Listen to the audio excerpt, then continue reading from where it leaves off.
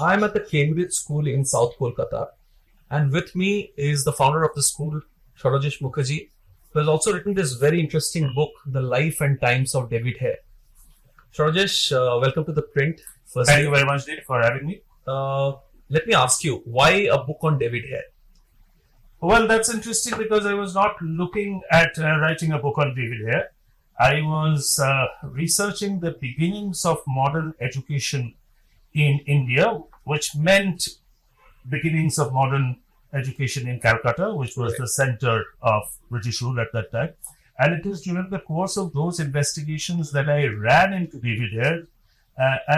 As the more I read about him, I decided that this is a personality who deserves to be written. So, Rajesh, the subtitle of the book is very interesting. First Secular Educationist of India. Why do you call him the first secular educationist?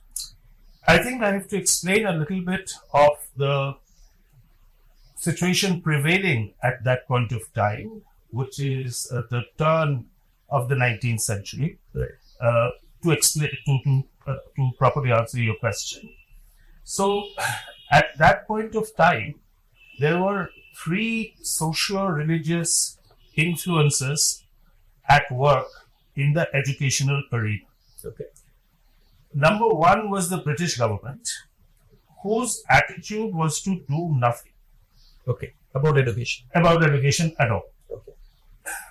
They wanted to patronize Hindu and Muslim religious education because they wanted to conciliate those elites who were Hindu and Muslim, who ran those institutes. So that was the British government attitude towards education. The second was a group of very, very conservative Hindu gentlemen, primarily resident in Calcutta, but not all. So a group comprising people like Raja Radhakanta Dev, who was the most preeminent of all, who were very keen to retain the Hindu religious identity, which included at that point things like Shotirao. But they were interested in English education as well, in order to let their children avail of the benefits of modern English education. Right. So this is the second constituency. Right. And the third constituency were reformist Hindus, headed by Raja Ram Mohan Rao, who were interested in modern liberal secular education, and they wanted to undo some of the social evils of fundamental Hindu beliefs, such as Shotirao.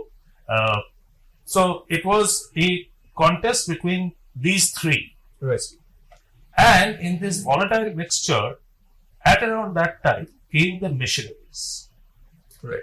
Who had to initially operate out of Srirampur, which was a Danish colony, because missionaries were not allowed by the British government. Okay.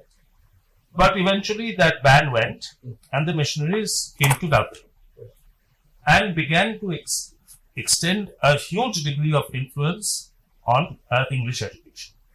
Now, here is that individual, singular individual, who kept the missionaries out of the classroom, did not let them in at all. He was a very student-friendly, liberal person, but he would turn militant at the sight of missionaries anywhere within his or even outside his education institute. So Hare keeps them out. So that's one reason for him to call him secular. Correct.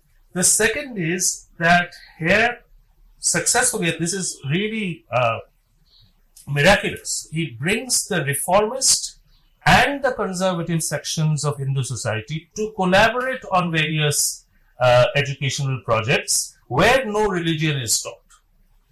So he kept both the Hindu religion and he kept Christian and missionary education out of the classrooms of schools and colleges, and that's the reason for calling him secular educationist. So since he was so radically opposed to the Christian missionary, was firstly David Hare an atheist? Did you find that in your research? And B, how much problems did he face both from Christian missionaries and the conservative Hindu society when he wanted to impart secular education? So that's a two-part question, and I will answer them also separately. Whether he was an atheist or not. Yes. He was not known to go to church. Okay. However, when he died, a father was called, presumably at his instructions because he lived alone, to give him absolution. Right. So he might technically not have been an atheist, Right. but he abjured the Christian religion. Okay. And one could make a plausible argument that he wanted Christian values in the classroom, like kindness, like patience, without the religious paraphernalia that went into it. Okay. Now, it is a tragedy that when Hare died, because of his conflict with all these missionary people, he was denied a place to be buried in the city's burial grounds. So finally, he was buried in a plot of land slightly adjacent to Hindu College, which he had donated to the college in the first place, and he's buried there. And that's because the missionaries would not allow him to be buried in the more conventional burials. So I hope I've addressed the first question. Second is how problematic was it for him from the various sections of society to impart secular education? To put it in one sentence, Hare was a darling of Hindu society. Okay. Hindu women who would not meet other Hindu men or unknown men, because that was not the custom in those days, would happily chat to him and tell him everything about their personal lives, their problems, and so on and so forth. And the reason for which Hare was he was called a half Hindu. Okay. He was because his pastoral style of education was nothing that Calcutta had seen before. He would, for example, not just allow poor students to attend his school. In many cases, he would pay them to attend school. Okay. He would stand in front of the gate of the school with a large bucket in his hand to scrap down boys who arrived dirty. Right.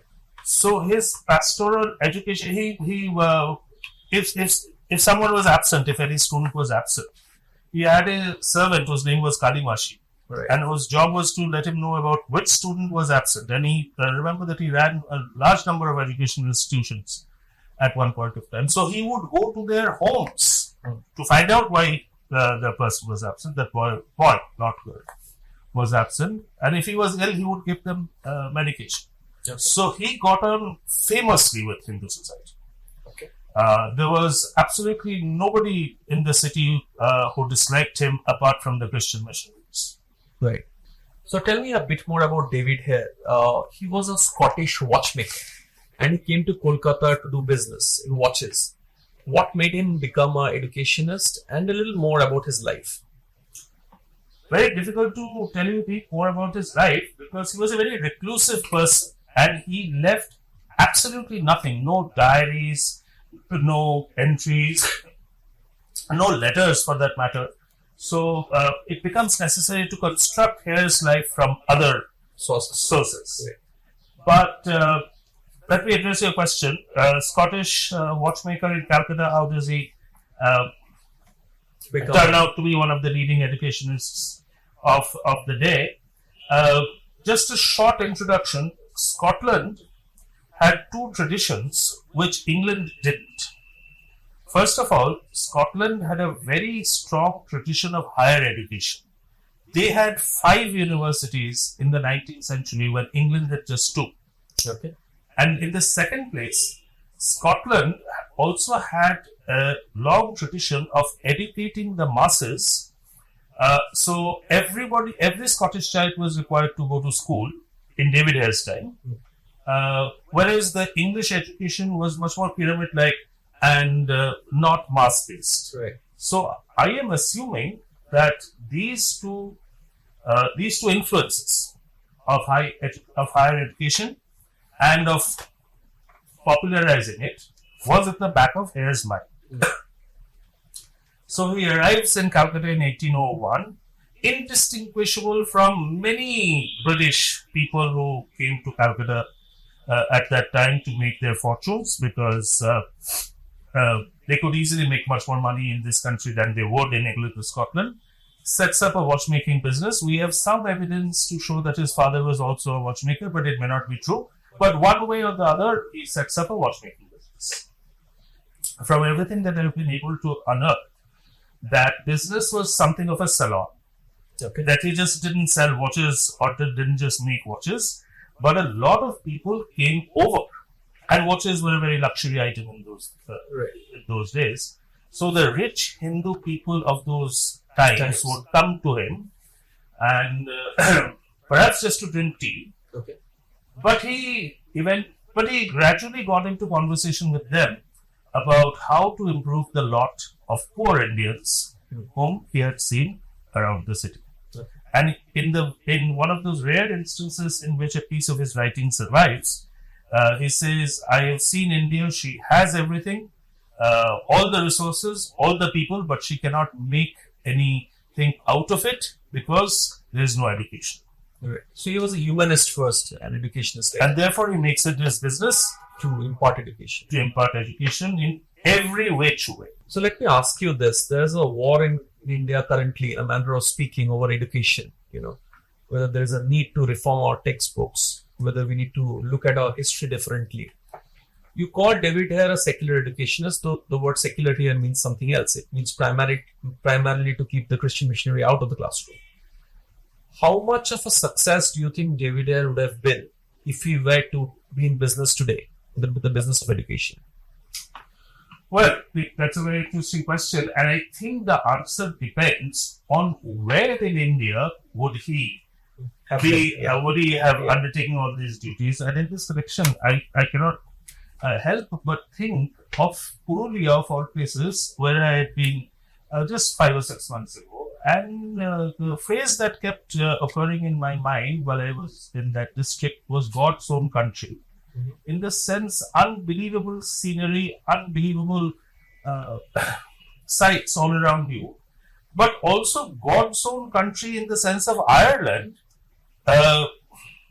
unfed babies, no education in sight, no drinking water. It is as if Purulia has not changed much since the days of David Hare, in fact.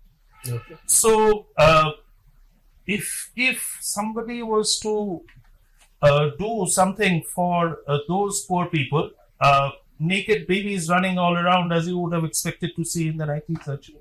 So, I think, without being ironical, that person would have been a godsend.